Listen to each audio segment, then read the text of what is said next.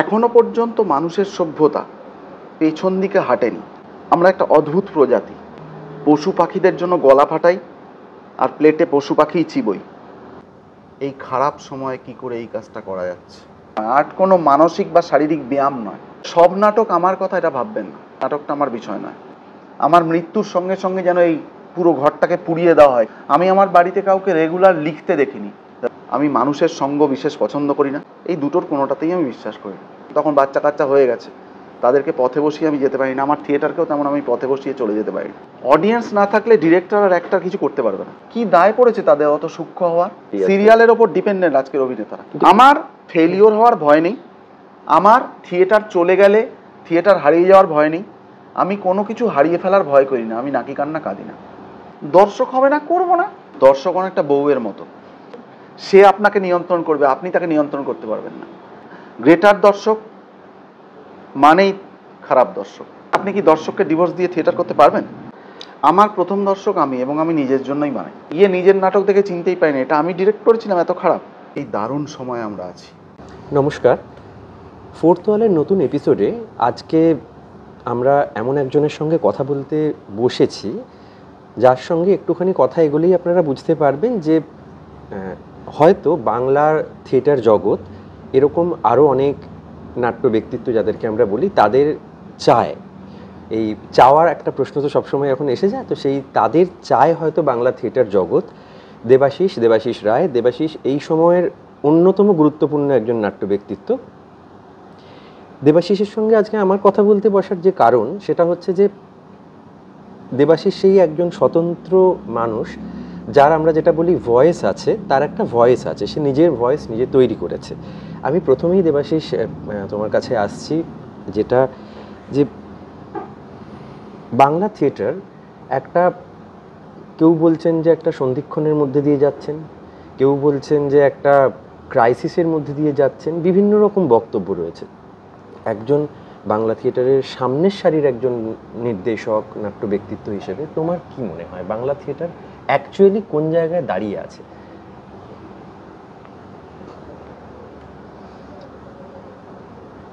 ব্যাপারটা হচ্ছে মানুষের অ্যাসেসমেন্ট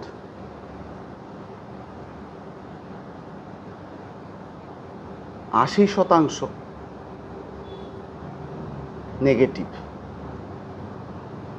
ছোট থেকে বড় হয়েছি, সব সময়ই দেখেছি বেশিরভাগ মানুষ বলে গেছে এই খারাপ সময়ে কি করে এই কাজটা করা যাচ্ছে। সব সময় দেখেছি সেটাকে বলা হয়েছে অস্থির সময়, খারাপ সময়। এমন একটা সময় আজ পর্যন্ত জীবনে আমি দেখিনি যখন বেশিরভাগ মানুষ বলছে এই দারুণ সময় আমরা আছি। এটা হচ্ছে একটা অ্যাসেসমেন্ট আমার। দ্বিতীয়ত হচ্ছে, এমনটা আমি মনে করি না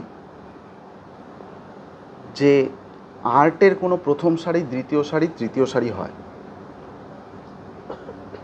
আর এমনটা আমি মনে করি না এই সময়টাই সন্ধিক্ষণ বা এই সময়টাই ক্রাইসিসের সময়। প্রত্যেকটা সময়ের প্রত্যেকের মতো করে একটা ইউনিকনেস আছে। এখনো পর্যন্ত মানুষের সভ্যতা পেছন দিকে হাঁটেনি।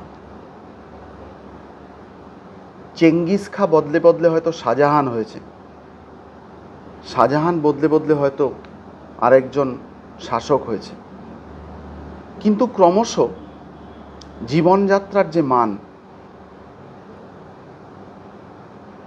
বা হিংস্রতার যে অবস্থা, সেটা কখনো খুব ডিক্রিজ করেনি।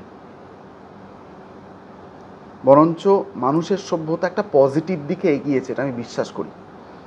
কিন্তু বেশিরভাগ সিউডো ইন্টেলেকচুয়াল মানুষ সমস্ত সময় সমস্ত কিছুর মধ্যে একটা নেগেটিভিটি খুঁজে বেড়ান। তারা বলতে থাকেন এখন সব কিছু নষ্ট হয়ে গেছে। তাহলে তারা মুঘল আমলেও প্রচুর গণহত্যা হয়েছে। চেঙ্গিস খা কত বড় একজন গণহত্যাকারী ছিলেন আপনারা জানেন। সেই সময় তো আমরা নেই। আর আমি এটা আশাও করি না পৃথিবী খুব দ্রুত সব কিছু পাল্টে গিয়ে, বন্ধ হয়ে গিয়ে খুব একটা আদর্শ মডিউলের জায়গা হয়ে দাঁড়াবে যেখানে সব কিছুই ভালো। কারণ আফটার অল আমরা অ্যানিমেল। একটা বাঘও যেমন, একটা সিংহও যেমন, একটা প্রজাপতিও যেমন, একটা মানুষও তেমন। তার ফলে আমাদের ক্রাইসিস থাকবে। আমাদের স্পিসিস রোগমুক্ত স্পিসিস নয়। না, আমরা পশু পাখিদের জন্য গলা ফাটাই আর প্লেটে পশু পাখিই চিবই।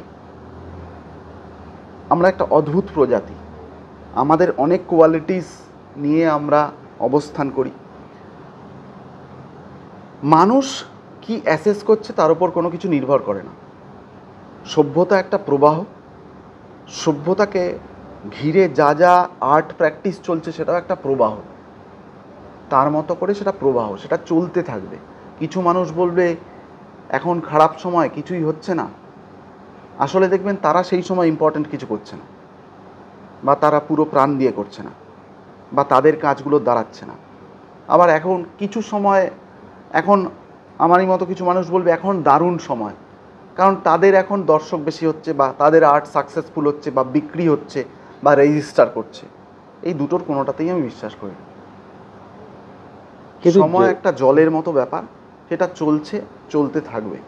কিন্তু এই প্রবহমানতার সঙ্গে আমরা যখন দাঁড়িয়ে থাকি, যে কোনো শিল্পের যে প্র্যাকটিস হয় সেখানে যিনি শিল্পটা নির্মাতা যেই করুন, তার তো একটা ব্যাপার থাকে যে তুই কার জন্য বানাচ্ছি।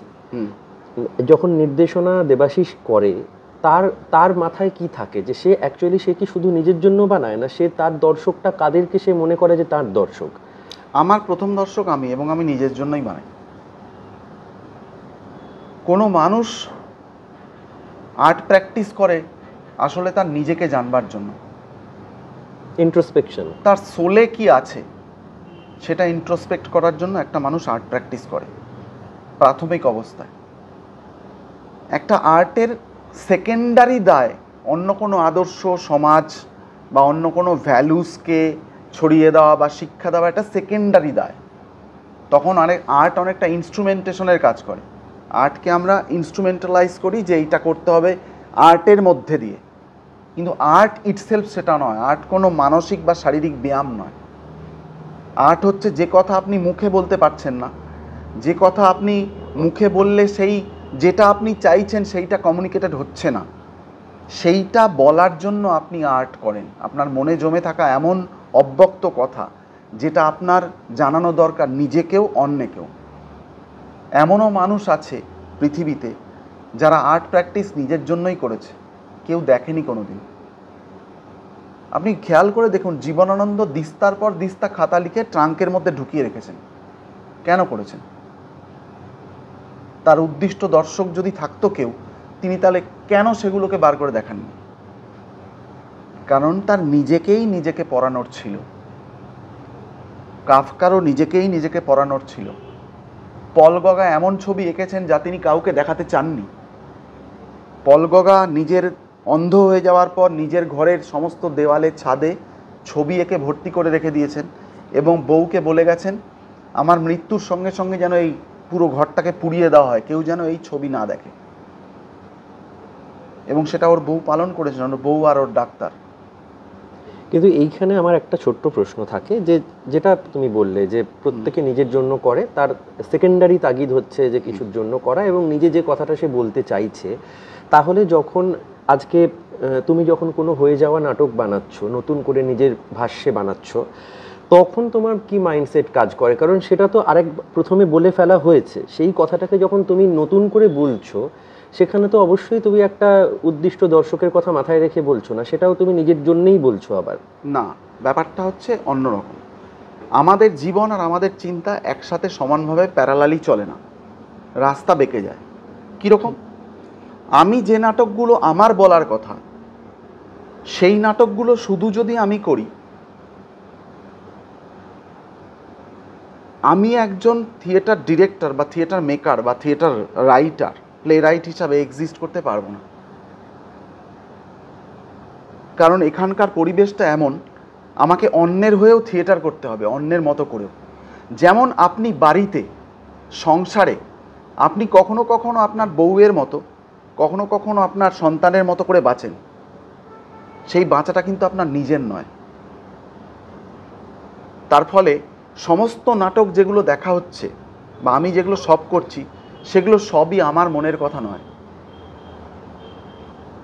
এই কোএক্সিস্টেন্সে আমরা অভ্যস্ত, সারা পৃথিবীর মানুষ অভ্যস্ত। তাহলে সব নাটক আমার কথা এটা ভাববেন না। কখনো কখনো এটা অন্যের কথাতে আমাকে চলতে হয়, কারণ তারা গ্রেটার পরিবার, এবং সেখানে সম্পূর্ণ আমি তখন ইন্টারপ্রিটেটিভ আর্টিস্ট। আমার নাটকগুলোতে আমি ক্রিয়েটিভ আর্টিস্ট, কারণ কন্টেন্ট আমার, আমি যা বলতে চাই সেটা আমার, একদম। আবার মেকিং করছি আমি ক্রিয়েটিভ আর্টিস্ট, আমি ইন্টারপ্রিটেটিভ আর্টিস্ট। কিন্তু ওখানে গিয়ে যখন একজন, ধরা যাক অন্য একজন মানুষ, ধরা যাক সংলাপ কলকাতার কুন্তলদা হুলস্থুল নাটকটা লিখে আমাকে বললেন দেবাশিস এটা করবে। ক্রিয়েটিভ আর্টিস্ট কিন্তু কুন্তলদা শীর্ষেন্দুর গল্প থেকে হুলস্থুল নাটকটা লিখেছেন। আমি পড়ে কুন্তলদাকে বললাম, কুন্তলদা আমাকে প্রোডাকশন স্ক্রিপ্ট আলাদা করে নিতে হবে, আমার মতো করে পাল্টে নিতে হবে যদি এটা করতে হয়। উনি চেয়েছেন, উনি ভালোবাসেন আমাকে, সম্মান দিয়ে ডেকেছেন। তার ফলে ওই নাটকটাকে আমি আমার মতো একটা ভার্সন তৈরি করে তারপরে সেটা ডিজাইন করে বা ডিরেক্ট করে অ্যাক্ট করে সেটাকে আমি প্লেস করেছি। তার ফলে সেটা অংশত আমার, পুরো আমার নয়। পুরো আমার হচ্ছে আমি যে নাটকগুলো নিজে করছি, অর্থাৎ থিয়েটার প্ল্যাটফর্ম থেকে যে দুটো নাটক হয়েছে দেখুন, কল্পনার অতীত এবং ঘরের মধ্যে বাড়ি, সেগুলো আমার নিজের, কারণ সেগুলো আমার দুটো নাটকই দেখেছি এবং দুটো নাটকই এক অসামান্য একটা, দেখবেন সেই দুটো নাটকের সঙ্গে অন্যান্য নাটকের একটা অমিল আছে। হ্যাঁ, কারণ ওই দুটো আমারই ক্রিয়েটিভ আর্টিস্ট, আমারই কথা, আমি যা বলতে পারি না ওগুলোর মাধ্যমে আমি তাই বলেছি। এইটা ওই আপনার কোশ্চেনের আমার মনে হয় এটাই উত্তর, ঠিক পয়েন্ট আপনি ধরেছেন। আর এখানে আমার আরেকটা যেটা বলার, যেটা যে এটা হয়তো শুরুতে আসার কথা ছিল, যে একটা প্রত্যেক মানুষের তো একটা কল সে ভেতর থেকে পায় যে এইটা আমার ফিল্ড বা এইটা আমার কাজ। তো দেবাশিস প্রথমবারের জন্য কখন মনে করলো যে নাটক আমার ফিল্ড, বা আমি নাটকটাই করতে চাই, বা নাটকটা আমার জায়গা? দেখুন, এইটা হচ্ছে সবচেয়ে গণ্ডগোলের একটা জায়গা, কারণ আমি প্রথমবার কিছু মনেই করিনি। বাবা নাটক করতো বাড়িতে, মানে বাবার একটা দল ছিল, বাবা দীর্ঘদিন থিয়েটার করতেন, থিয়েটার ডিরেক্ট করতেন, লিখতেনও। তখনকার দিনে একাঙ্ক নাটকের প্রচুর কম্পিটিশনে উনি খুবই একজন মানে প্রতিষ্ঠিত নাটককার এবং নির্দেশক ছিলেন। তার ফলে ছোটোবেলায় যখন বুঝতাম না, ওই নাটক করতে শুরু করে দিয়েছিলাম। আর তখন তো অনেক কিছু ছিল না অপশনস। আমি আমার বাড়িতে কাউকে রেগুলার লিখতে দেখিনি, রাইটার কেমন হয় সেই ছবি আমার সামনে ছিল না। আর অবুঝ বয়সে না একটা সবাই মিলে অনেক কিছু করব, বন্ধুত্বপূর্ণ একটা পরিবেশের লোভ থাকে। আমার থিয়েটারে দেখেছিলাম সেটা আছে, বাড়িতে অনেক লোক আসছে, বেটা হইচই, একটা সেলিব্রেশনের মতো, রেগুলার পিকনিক। থিয়েটার তখন একটা রেগুলার পিকনিকের মতো লাগতো আমার। তার ফলে সেটাতে ঢুকে পড়েছি। অনেক বড় হয়ে নাটকে সামান্য নামটাম হওয়ার পর আমি বুঝতে পেরেছি নাটকটা আমার বিষয় নয়। আমি ভুল সিদ্ধান্ত নিয়েছি, কারণ আমি একদমই একজন ইন্ট্রোভার্ট মানুষ। আমি মানুষের সঙ্গ বিশেষ পছন্দ করি না। সে কি? হ্যাঁ, আমি মানুষের সঙ্গ পছন্দ করি না। আমার জীবনের শ্রেষ্ঠ কাটানোর সময় হচ্ছে লকডাউন পিরিয়ড। আমার এত বড় জীবনের 55 বছরের জীবনের শ্রেষ্ঠ সময় লকডাউন। 3 মাস যখন কারোর সঙ্গে দেখা হয়নি, কোনো কথা বলতে হয়নি, কোনো কাজ করতে হয়নি, বাড়িতে ইচ্ছা মতো বসেছি, শুয়েছি, ঘুমিয়েছি, যা খুশি করেছি। এটা আমার বুঝতে অনেক দেরি হয়েছে, কিন্তু ততদিনে ওইটা করতে করতে অভ্যেস হয়ে গেছে। মানে ওই প্রথম প্রেমে না বুঝে প্রেমে পড়া এবং তারপরে সংসার করে মায়া হয়ে যাওয়া, ওরকম। তখন বাচ্চা কাচ্চা হয়ে গেছে, তাদেরকে পথে বসিয়ে আমি যেতে পারি না। আমার থিয়েটারকেও তেমন আমি পথে বসিয়ে চলে যেতে পারি না, আমার মায়া তৈরি হয়েছে। কিন্তু আজকে যদি বলেন, যদি আমার ক্ষমতা থাকতো, আমি যদি অমর হতাম, আমার মৃত্যু না হতো, আজকে এই মুহূর্তে থিয়েটার ছেড়ে আমি শুধু লেখালেখি করতাম। কারণ লেখালেখি এমন একটা বিষয় যেটা ঘরে বসে করা যায়, আর কারোর সঙ্গ লাগে না। মানে এখনো থিয়েটারকে এখনো নিজের ফিল্ড বলে মনে হয় না, যে এটাই আমার জায়গা, এটা এখনো ভেতর থেকে আসে না, কোনোদিনই হবে না। তাহলে এখানে আমার একটা প্রশ্ন জিজ্ঞাসা করার আছে, যে সিনেমার ক্ষেত্রে যেটা আমরা বলি যে ডিরেক্টরস মিডিয়াম, তোমার কি মনে হয় যে নাটক অ্যাকচুয়ালি কার মিডিয়াম? অডিয়েন্স না থাকলে ডিরেক্টর আর একটা কিছু করতে পারবে না। একটা অডিয়েন্স অন্তত দরকার। একটা অডিয়েন্স থাকলে আপনি ডিরেক্টর নেই, অ্যাক্টরও নেই, আপনি এসে নাচাকোদা করলেও সে দেখবে। অডিয়েন্স আপনাকে তৈরি করছে। কিন্তু একটা ন্যারেটিভ তো সবসময় চালু থাকে যে আর্ট অডিয়েন্সকে তৈরি করে, যে আমরা যা দেখাবো সে তাই দেখবে। তাই কি হয়েছে? গ্রেটার ওয়ার্ল্ডের দিকে তাকান, আজকে সবচেয়ে বেশি রোজগার অভিনেতারা কোথা থেকে করছে? আপনি বলুন, আপনি তো এই বিষয়ে ছিলেন, কোথা থেকে করছে? সোশ্যাল মিডিয়া, সিরিয়াল থেকে। সিরিয়াল আর সোশ্যাল মিডিয়া। সিরিয়ালের ওপর ডিপেন্ডেন্ট আজকের অভিনেতারা। সিরিয়াল কোন অডিয়েন্সের জন্য? কোন অডিয়েন্স আপনি তৈরি করে দিয়েছেন এতদিন থিয়েটার করে, এত ভালো সিনেমা করে,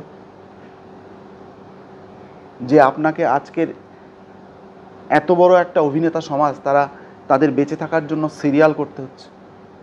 কিচ্ছু তৈরি হয় না। এবং থিয়েটারও কোনো জায়গা থেকে, যেটা একটা টাইম পর্যন্ত ছিল যে থিয়েটার একটা নিশ মানুষের জন্য, সবাই ওই লঘু ক্ষেত্রটায় যেটা আমরা দেখতাম না, বা থিয়েটার সবাই দেখতে পারে না, দেখে না, এই ব্যাপারটা ছিল। থিয়েটারের কেন মনে হয় যে তোমার একটা টাইমের পরে থিয়েটারের স্টার দরকার হলো, যে টেলিভিশনের যারা পরিচিত মুখ তাদেরকে নিয়ে এসে শো করানো, তাদেরকে, এটা কি অনলি টিকিট বিক্রির জন্য না? ওই সময়টায় কি সত্যিই থিয়েটারের হলে মানুষ যাচ্ছিলেন না? কারণ থিয়েটারের তো তার আগে পর্যন্ত থিয়েটার স্টার তৈরি করেছে, কিন্তু থিয়েটারের তো টেলিভিশন ফিল্মে স্টারকে দরকার পড়েনি। একটা টাইমে দরকার হলো হঠাৎ করে, বিভিন্ন দল ফ্রিল্যান্সে অভিনেতাদের যারা ফিল্ম করছেন তাদের নিয়ে আসতে শুরু করলো। এইটা কেন হলো? দেখুন, এই যে ওরা একটা নাটক করবে, আমার মডার্ন অ্যাক্টিং কোর্সের ছাত্রছাত্রীরা একটা নাটক করবে, সেটা হচ্ছে পৃথিবীর প্রথম আধুনিক দুজন অভিনেত্রীর লড়াই নিয়ে, যাদের লড়াই দেখে স্তানিস্লাভস্কি তার অ্যাক্টিং মেথড তৈরি করতে অনুপ্রাণিত হয়েছিলেন। প্রথম সায়েন্টিফিক অ্যাক্টিং মেথড তৈরি হচ্ছে যে দুজন অভিনেত্রীর লড়াই দেখে। তার মধ্যে সারা বার্নহার্ট হচ্ছে পৃথিবীর প্রথম, কি বলবো, প্রথম পপুলার মুখ সেই অর্থে। মানে লেডি গাগা বা ধরুন আমাদের ম্যাডোনা, বা আজকে ধরুন আজকের যারা মুখ, তাদের পায়োনিয়ার হচ্ছেন সারা বার্নহার্ট। আচ্ছা, তিনি অভিনেত্রী ছিলেন, স্টেজ অভিনেত্রী, পরে পৃথিবীর প্রথম টকি মুভির নায়িকা হয়েছেন বেশি বয়সে, টকি মুভি যখন আসতে শুরু করেছে। এবার সারা বার্নহার্ট অভিনেত্রী হিসাবে খুব নাম করলেন অভিনয় করতে করতে, কিন্তু একটা সময় সারা বার্নহার্ট বুঝতে পারলেন লোকে তাকে দেখার জন্য আসছে টিকিট কেটে, তার অভিনয় দেখার জন্য আর আসছে না। তার ফলে সারা বার্নহার্ট বুঝতে পারলেন তিনি যদি এমন একটা অভিনয় করেন বা এমন একটা মেকআপ নেন তাতে লোকে বুঝতে না পারে উনি সারা বার্নহার্ট, তাহলে সেই নাটক চলবে না। বুঝতে পারলেন? তার ফলে সাধারণ মানুষ চিরকালই মুখের পেছনে ছুটেছে। কারণ শিল্পবোধ সম্পন্ন মানুষ কজন আছে, সেন্সিবল মানুষ কজন আছে? মানে এটা সারা পৃথিবীরই স্ট্রাকচার। সারা পৃথিবী। কোনো খোঁজ নেই মানুষের, মানুষের খেয়ে দেয়ে কাজ নেই, তারা অত সূক্ষ্ম হবে। কি দায় পড়েছে তাদের অত সূক্ষ্ম হওয়ার? আর্ট প্র্যাকটিশনাররা বেশিরভাগ ক্ষেত্রেই নিজেদের জন্য কাজ করে। আপনি বলুন না, আমরা যারা অভিনয় করছি তারা কজন আধুনিক পেইন্টারদের ছবি দেখি? দেখি না। কেন দেখি না? আমরা কিন্তু এখনো সেই পিকাসো, মাতিস, মিকেল অ্যাঞ্জেলো এই নামগুলো বলি। কেন বলি? সেই একই অভ্যাস, মুখ আমি চিনি এটা বলা। যারা এই দর্শক দেখতে আসেন, এই যে স্টার না হয়, তারা নাটক দেখতে আসেন না, তারা মুখ দেখতে আসেন। এবং এটার জন্য নাটকের লোকেদের কোনো দোষ নেই। আমি দেখেছি জেলাতে যখন একটা নাটক সম্পর্কে আমার কাছে আপনার একটা নাটক, সেখানে কে কে আছে এই কথাটা বলে, তখন বুঝি এখানে নাটক চাইছে না, মুখটাকেই চাইছে। হ্যাঁ, এবং সেটা তো দেখুন কি জন্য আমি বললাম এটা অডিয়েন্স মিডিয়াম। তারা কি বলছেন? তারা বলছেন না হলে দর্শক হবে না। তাহলে নাটক নিয়ন্ত্রণ করছে কে? দর্শক। মানে তখন আমার প্রয়োজনীয়তা না থাকলেও আমাকে নিতে হচ্ছে। তাহলে মিডিয়ামটা কার হয়ে দাঁড়াচ্ছে? দর্শকের আলটিমেটলি। সেই জন্য আমি সেই থিয়েটারেই বিশ্বাস করি, সেই আর্টেই বিশ্বাস করি যেখানে কম অ্যাপ্রিসিয়েট। আমার জীবনে সবচেয়ে করে আনন্দ লাগে, আমার সবচেয়ে প্রিয় থিয়েটার হচ্ছে ভালোবাসা কারে কয়, যেটা বিভাসদার অন্য থিয়েটার, হ্যাঁ, অন্য থিয়েটারে আমি ওই কৃষ্ণকক্ষে তৈরি করে আমরা ওখানে করতাম, 40 জন দর্শক হতো, বাচ্চা দর্শক আমাদের। সেটা করে আমি সবচেয়ে আনন্দ পেতাম। আপনি জানবেন পৃথিবীর শ্রেষ্ঠ থিয়েটার মেকারদের মধ্যে একজন অন্যতম, সারা পৃথিবীকে সবচেয়ে বেশি অভিনয়ও প্রভাবিত করেছিলেন জর্জি গ্রোটোস্কি। তার থিয়েটারও ল্যাবরেটরিতে ঢুকে গেছিল। তিনি অনেক মানুষের জন্য থিয়েটার করতেন না, হার্ডলি 20-40 জন, বেশিরভাগ ক্ষেত্রে তার এক একটা থিয়েটার 20-30 জনের সামনে হতো। তার ফলে যখন আপনি এই থিয়েটারের রিস্ক নিতে পারবেন, আমার যেটা পছন্দ 20-40 জনের, তখন আপনার আর ওই মুখের জন্য অপেক্ষা করে থাকতে হবে না। আপনি যাদবপুরে ভেটকি মাছ, পাবদা মাছ, বড় কাতলা, বড় বোয়াল নিয়ে মাছের দোকান দিয়ে বসলেন। আপনি ভাবলেন এটাতে দারুণ বিক্রি হচ্ছে, আমার ফ্র্যাঞ্চাইজি বাড়াতে হবে। আপনি মালদায় গিয়ে একই মাল নিয়ে বসে বললেন, সেল হবে না? সে তো মালদার লোক কিন্তু তেলাপিয়া বা কাটাপোনা মালদার কোনো গ্রামের ভেতরে বা আমাদের গ্রামের ভেতরে, আমাদের এদিকেও তো একই ব্যাপার। তাহলে কি করছে? নিয়ন্ত্রণ কে করছে? দর্শক এবং বড় অডিয়েন্স। বড় অডিয়েন্স যখনই আপনি গ্রেটার অডিয়েন্সের জন্য ভাববেন কিছু, সে আপনাকে নিয়ন্ত্রণ করবে, আপনি তাকে নিয়ন্ত্রণ করতে পারবেন না। বাজার নিয়ন্ত্রণ করে মানুষ। কারণ একজন পেয়ারা নিয়ে একটা এলাকায় বসলো, সে আস্তে আস্তে বুঝতে পারলো এই এলাকার মানুষ আঙুর বেশি খায়, সে কি আর পেয়ারা নিয়ে বসবে? না। তারা নিয়ন্ত্রণ করছে কি?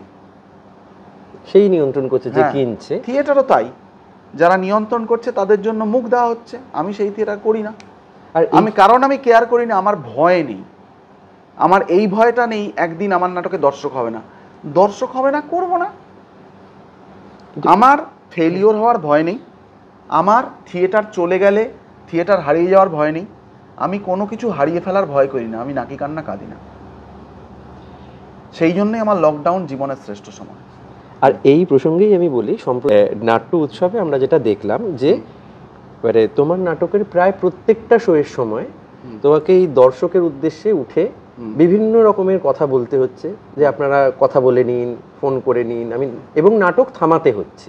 এই যে একটা লাইভ আর্টকে মাঝখানে থামানোর যে প্রয়োজনীয়তা পড়ছে, সেই দর্শকের জন্যই। কিন্তু এই দর্শকের কাছে যখন তুমি তোমার নতুন কোনো নাটক নিয়ে যাও, আগে থেকে কি কোনো একটা ওই মানে একটা অদ্ভুত খারাপ লাগা কি তৈরি হয়েই থাকে? কারণ তুমি তো এখানকার দর্শক বুঝে গেছো, মানে এইটা বদল করার কোনো সম্ভাবনা নেই। আমি কেন এই কথাটা বলছি, আমি রিসেন্টলি জয়দার সঙ্গে কথা হচ্ছিল, জয় সেনগুপ্তর সঙ্গে। আমি জিজ্ঞেস করছিলাম যে যেহেতু জয়দারা দিল্লিতে মুম্বাইতে বেশি নাটক করে, আমি জিজ্ঞেস করছিলাম যে ওখানেও কি স্ট্রাকচার এইটা ঢোকা যায়? আমাকে জয়দা বলল যে তুই যদি টিকিটটা কাটিস, কেটে থার্ড বেলের পরে যদি তুই আসিস, তাহলে তোকে ইন্টারভেল অবধি অপেক্ষা করতে হবে ঢোকবার জন্য। তারা তোকে ওখানে চট করে ঢুকতে দেবে না, আটকে দেওয়া হয়।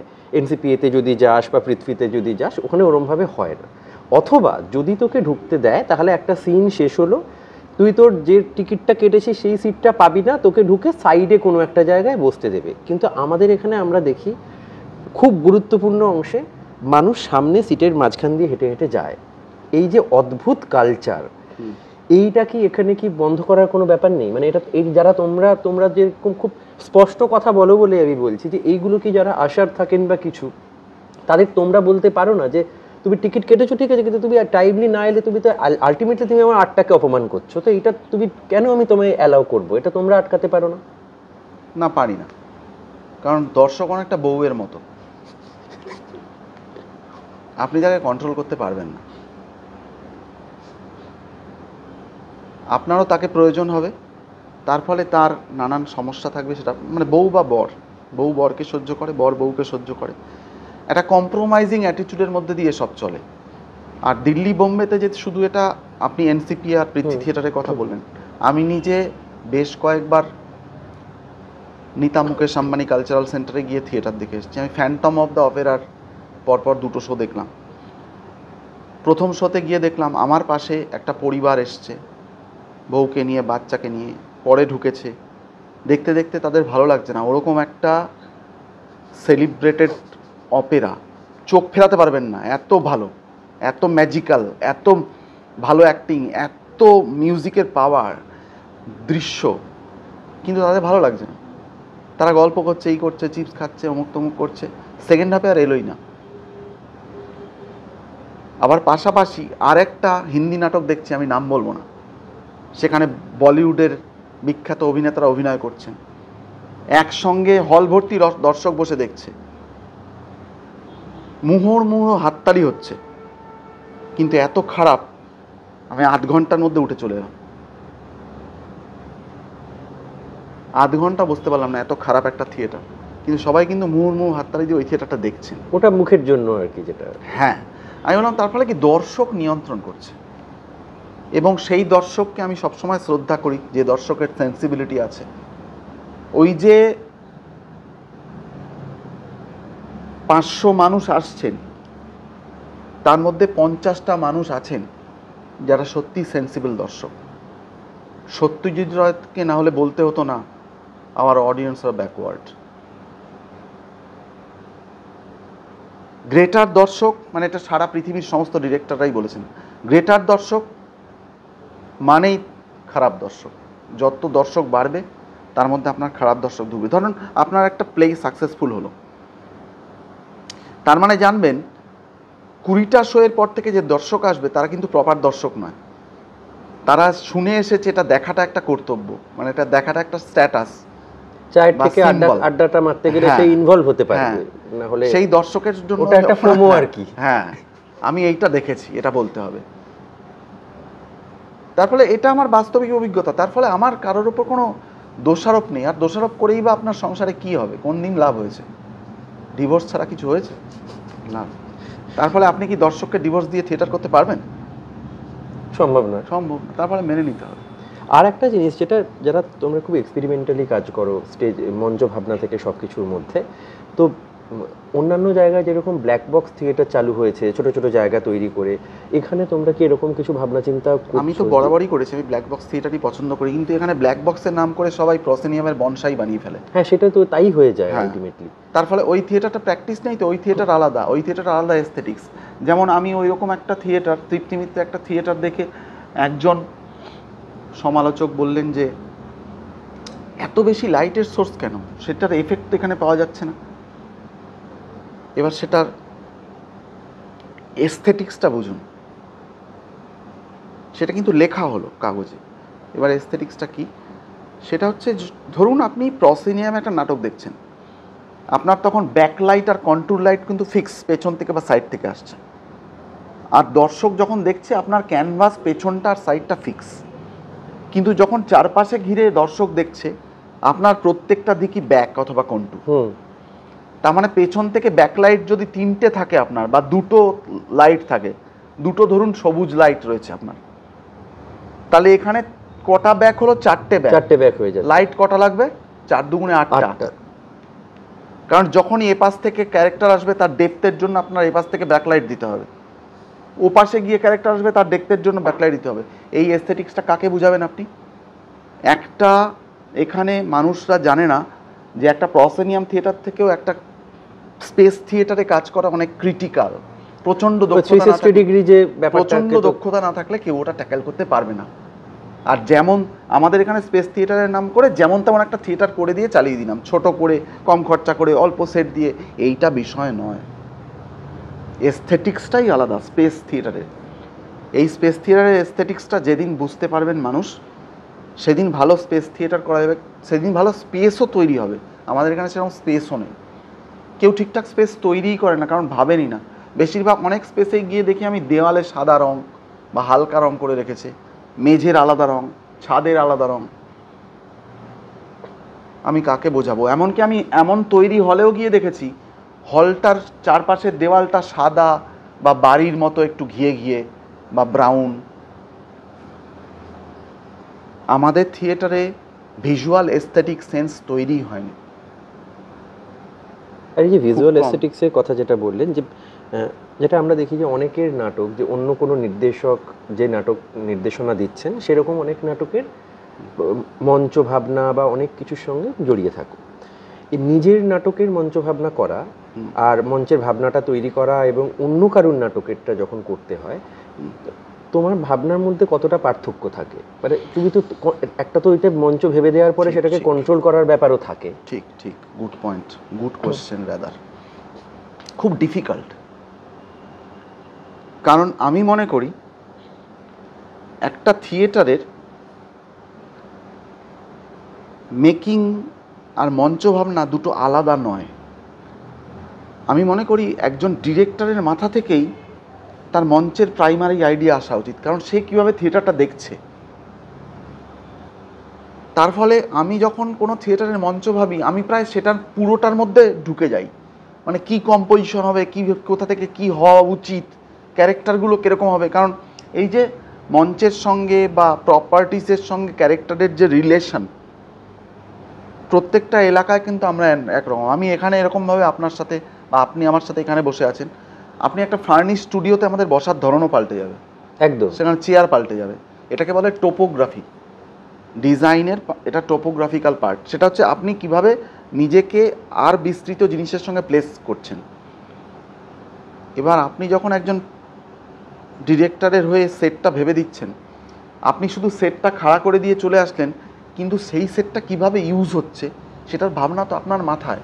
একদমই। তার মানে আপনাকে ওই থিয়েটারটা যখন তৈরি হচ্ছে, সেই ডিরেক্টরের সাথে আপনাকেও ট্রাভেল করতে হবে। আমি মানে একটু কাটছি, আমি এটাই বললাম, এই আনন্দের রিভিউ করছিলাম তখন আমি বললাম যে এইটার যদি আমি ডিরেক্টোরিয়াল পার্টে ঢুকতে যাই তাহলে আমাকে মানে অরিত্রর সঙ্গে দেবাশিসকেও এটাকে ভাগাভাগি করেই ক্রেডিট দিতে হবে, কারণ আনন্দের মঞ্চভাবনাটা যখন আছে তাহলে ওর ডিরেক্টোরিয়াল পার্টে ওভাবেই তৈরি করতে হচ্ছে, সেইভাবেই তৈরি হয়েছে ব্যাপারটা। তাই এইটা কি তোমার একদম শুরু থেকে ছিল যে আমি যখন নিজের থিয়েটার যেটা বানাবো, যেটা তার যে এন্টায়ারটি যে ব্যাপারটা সেইটা পুরোটাই আমার হবে, মানে আমার না, সেটা প্রথম থেকে ছিল না। প্রথম থেকে তো আমি তো অত দক্ষ ছিলাম না, বা আমি তো ধীরে ধীরে বোঝবার চেষ্টা করেছি।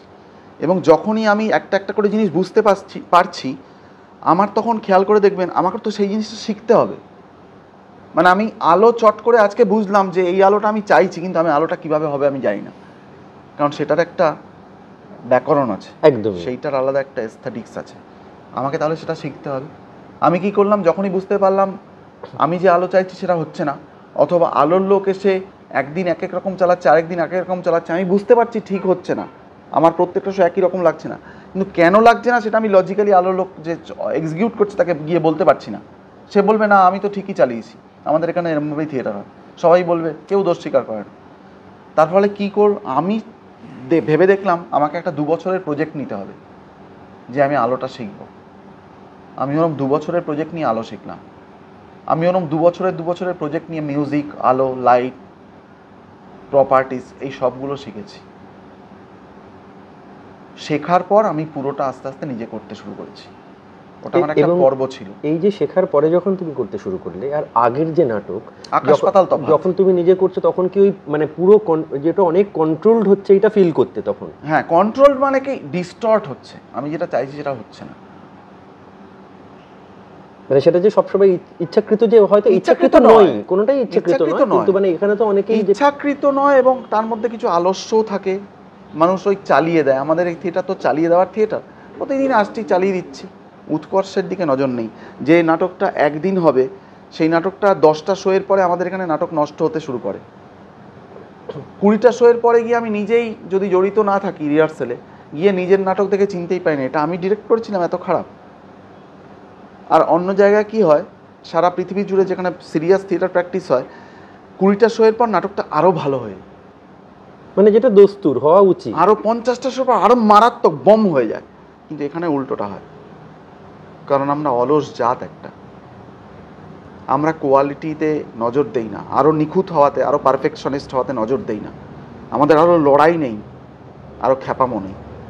এই যে আমি শেষের দিকে যেটা আমার প্রশ্ন সেটা হচ্ছে যে এই যে কমপ্লিট একটা নাটক যখন তৈরি হচ্ছে, তুমি বললে যে তুমি লেখালেখিতে অনেক বেশি স্বচ্ছন্দ, তোমার বেশ কিছু বইও আছে, তুমি সেগুলো লেখালেখি করো, তো এই লেখা মানে নাটক লেখা এবং নাটক সংক্রান্ত লেখালেখির যে এইটার ভাগাভাগিটা কি করে হয়? মানে একজন যে ভাবে তার তো নাটকের ভাবনাটা অনেক সময় তার মাথায় আসে, তো সে কি এইটাও কি একটা খুব ভাগাভাগি করে তৈরি করা আছে যে আমার এই সময়টা আমার নাটক সংক্রান্ত লেখা বা আমার অন্যান্য লেখার জন্য, আর এইটা নাটক লেখার জন্য? এরকম কিছু নেই। ধরুন,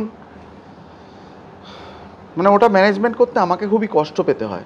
একটা নাটক লিখতে লিখতে হঠাৎ করে অন্য কিছু হয়ে সেই নাটক লেখাটা স্টপ করে দিতে হয়, আবার 2 মাস পর হয়তো সেই নাটক লেখাটা শুরু করলাম, তখন আমাকে আবার পুরো আমার নোটস, আমার ওয়ান লাইনার, আমার রিসার্চ সব আবার ঘাটাঘাটি করে আমাকে আগের মানসিক অবস্থায় ফিরে আসতে হয়। মানে এটা অনেকটা সেঞ্চুরির মুখে এসে খেলা পরিত্যক্ত ঘোষণা হলো, আবার আমাকে সেঞ্চুরির মুখে ফিরতে হবে। মানে আবার নতুন করে 95 রান আমি কী করে করেছিলাম সেটা আমাকে খুঁজে বার করতে হবে, না হলে মানে ইনকনফিডেন্ট লাগবে। সেটা একটা টাফ জব। যেমন কিছুদিন আগেই আমি সব কাজ বন্ধ করে 3 দিন আমাকে একটা কাগজের জন্য গল্প লিখতে হলো, তার ফলে আমাকে সব বন্ধ করে দিতে হলো সাটল। এবং তখনই সাডেনলি বন্ধ করে দিয়ে আমাকে অন্য একটা মোডে গিয়ে আমাকে একটা গল্প লিখে শেষ করতে হলো। শেষ করে এখন আমাকে আবার ওই নাটক লেখাটার দিকে মনোযোগ দিতে হবে। এটা আমার কাছে সবচেয়ে বেশি টাফ। এটা আমি চাই না, কিন্তু এটা করতে হয়। আমার সবাইকেই করতে হয়, আপনাকেও করতে হয়। আমাদের গরিব জীবন আমাদের এখানে এনে এইভাবে ফেলেছে। কারণ প্রফেশনাল জীবনে ইউরোপে কি হয়, একটা প্রজেক্টেই ওরা লেগে থাকে। যেমন ওখানকার রাইটারদের কি হয়, ভালো রাইটারদের ফিনান্সাররা একটা টাকা দিয়ে তাদেরকে 6 মাসের জন্য একটা দ্বীপে পাঠিয়ে দিল, যে আপনি এখানে গিয়ে থাকুন, আপনি উপন্যাসটা লিখে তারপরে ফিরবেন, তার জন্য যা খরচ ইত্যাদি সব আমার, কিন্তু এটা সত্যটা আমার। আপনাকে উপন্যাসটা লিখে নিয়ে রিসর্টে গিয়ে সে লিখছে, তার সমস্ত ব্যবস্থা আছে, তার চিন্তা নেই, তার টাকা আছে। সে তার ফলে কি কনসেন্ট্রেটেড, আমি একটা উপন্যাস লিখবো, ওটা শেষ করব, তারপরে আসবো। কিন্তু এখানে আমাদের ছড়ানো ছেটানো জীবন। আপনি ভাবুন না, এই জীবিকার জন্য এটা করতে হচ্ছে একটু, এটার জন্য ওটা করতে হচ্ছে একটু, মানে ছিন্ন বিচ্ছিন্ন একটা জীবন। এটা ঠিকই। হ্যাঁ, তো একদম শেষ মুহূর্তে পৌঁছেই গেলাম। আর এটুকু বোঝাই যাচ্ছে যে যারা আপনারা শুনছেন তাদের হয়তো দেবাশিসের কথা আরও শুনতে ইচ্ছে করছে। তো আমরা আবার একবার হয়তো ওর সঙ্গে বসবো। শুধু লাস্টে একটা কথা তোমায় জিজ্ঞাসা করবো, যে যারা তোমার নাটক দেখতে ইচ্ছুক, তারা এই মুহূর্তে কলকাতায় আশেপাশে যেসব জায়গায় কোন কোন নাটক তোমার দেখতে পাবেন একটু যদি বলে দাও। হ্যাঁ, এটা দর্শকের সামনে বলতে ভালো লাগবে।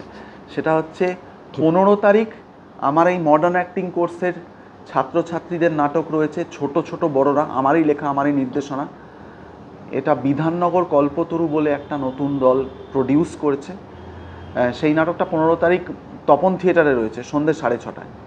19 তারিখ একাডেমিতে রয়েছে সংলাপ কলকাতার হুলুস্থুল, সেটা কুন্তল মুখোপাধ্যায়ের লেখা, আমার ডিজাইন অ্যান্ড ডিরেকশন। 20 তারিখ তপন থিয়েটারে রয়েছে অনিকের প্রযোজনা আক্ষরিক, সেটা রজত চক্রবর্তীর উপন্যাস, আমার নাটক, আমার ডিজাইন ডিরেকশন। এই 3টা আপাতত মনে পড়ছে। আর সবসময় কিছু না কিছু থিয়েটার চলছে।